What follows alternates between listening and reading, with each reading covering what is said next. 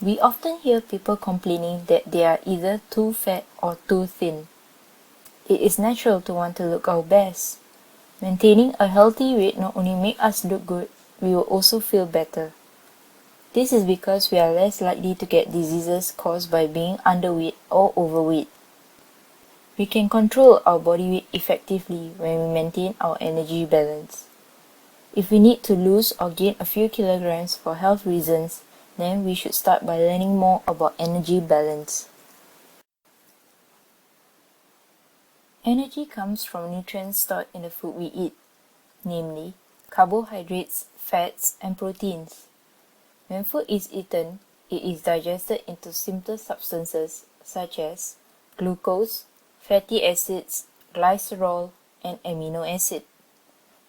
Our body gains energy when glucose undergoes oxidation by reacting with oxygen in the cells.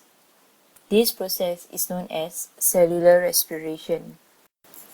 Our body needs energy for basal metabolism, such as breathing, keeping the heart beating, growth, repair, and replacement of body cells, and maintaining our body temperature. Even when we are sleeping, energy is still needed to keep our body alive. Energy is also required for digestion and absorption of nutrients from food. This is known as thermic effect of food. Our body also uses energy when we do physical activities such as walking or running. We use the term energy expenditure to refer to the energy our body uses. Different people have different daily energy requirements.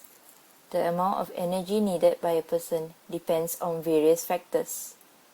The first factor, body size, refers to height and body mass. A tall and heavy person will require more energy to maintain basic body processes than a short and light person. Second factor, gender.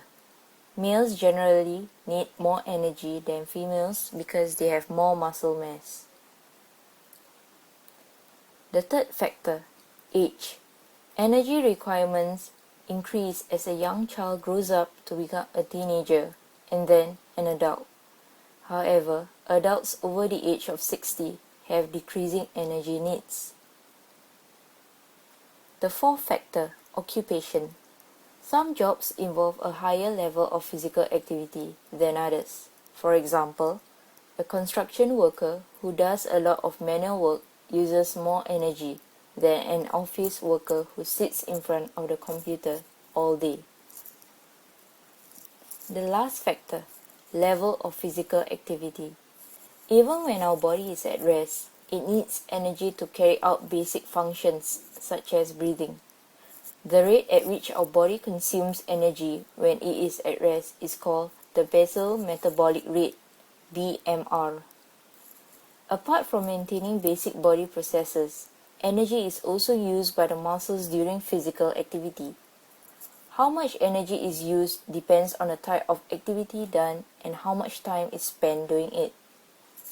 Strenuous activities such as running and swimming will use more energy than sedentary activities such as playing chess or watching television. Those who engage in vigorous activities daily will have higher energy needs. This includes people who undergo vigorous physical training such as athletes and national servicemen, as well as those whose jobs require manual labor such as construction workers. As I mentioned in a previous slide, our energy needs vary depending on factors such as age, gender, size, level of activity, and occupation. Recommended dietary allowance, RDA, refers to the average daily dietary intake level that meets the energy requirements of normal, healthy people. This table shows an example of RDA required for normal, healthy teenagers in Singapore. How do we know whether we are getting enough energy for our needs? Well, we can find out by measuring the energy value of the food we consume. Energy is measured in kilocalories, KCAL, or kilojoules, KJ. To convert kilocalories to kilojoules, use the following equation. 1 kilocalorie equals to 4.2 kilojoules. Different types of food have different energy values. Fats, carbohydrates, and proteins are the nutrients that provide our bodies with energy. Each of these types of nutrients releases a different amount of energy for every 1 gram of it that is burned in our bodies. It has been discovered that 1 gram of fat provides 9 kilocalories or 37 kilojoules. 1 gram of carbohydrates provides 4 kilocalories or 17 kilojoules. 1 gram of protein provides 4 kilocalories or 17 kilojoules. Fats have about twice the amount of calories when compared to the same mass of carbohydrates or proteins. Therefore, it is important that we should always limit our fat intake. The energy value of food depends on the amount of nutrients such as carbohydrates, fats, and proteins which are present in it.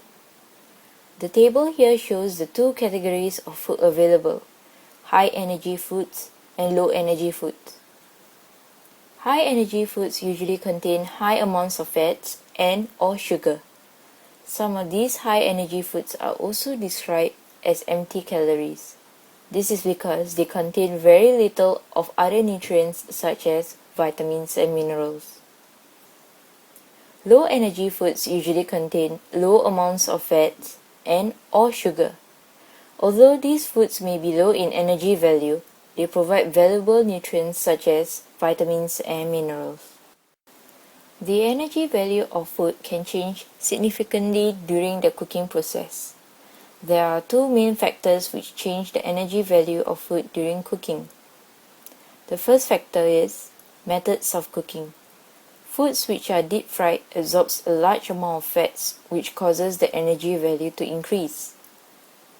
To preserve the original energy value of food, use cooking methods such as grilling and baking instead of deep frying. The second factor, addition of other ingredients.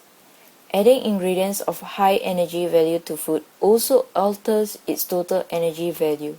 For example, adding fats such as butter to your dish. Energy balance occurs when energy intake equals energy expenditure. In other words, a healthy diet and an active lifestyle are both needed to balance our energy and to maintain a healthy weight. If we consume more or less food than is required, an energy imbalance will result. When there is not enough energy for daily activities, body fat is broken down to provide the required energy. Over time, our body mass decreases and the body loses weight. To restore energy balance, we need to eat more and/or reduce our physical activities. When excess energy is taken in, it will be converted into fat and stored in the body. Over time, our body mass increases and the body gains weight. To restore energy balance, we need to lower our energy intake by eating less and increase our energy expenditure by engaging in more physical activities. Body Mass Index (BMI) is a tool which measures the weight of a person in relation to his or her height. By using this tool, it can determine if you are at risk of developing health problems. Here is the formula to measure your BMI. Body weight in kg divided by height in meters times height in meters. This table shows the health risks associated with a high or low BMI. Eating disorders refer to a group of conditions characterized by abnormal eating habits due to psychological factors. This condition affects mainly teenage girls and young women, and sometimes boys and young men. There are also people who are required to control their weight due to their type of work, for example, models and flight stewardess. Eating disorders can harmfully affect health and well-being of sufferers. They should be treated immediately by doctors and psychiatrists through psychotherapy, nutrition education, counseling, and medication. Without proper help, these conditions can lead to death. This table shows the 3 types of eating disorders, namely anorexia nervosa, bulimia nervosa, and binge eating disorders, with their characteristics and effects.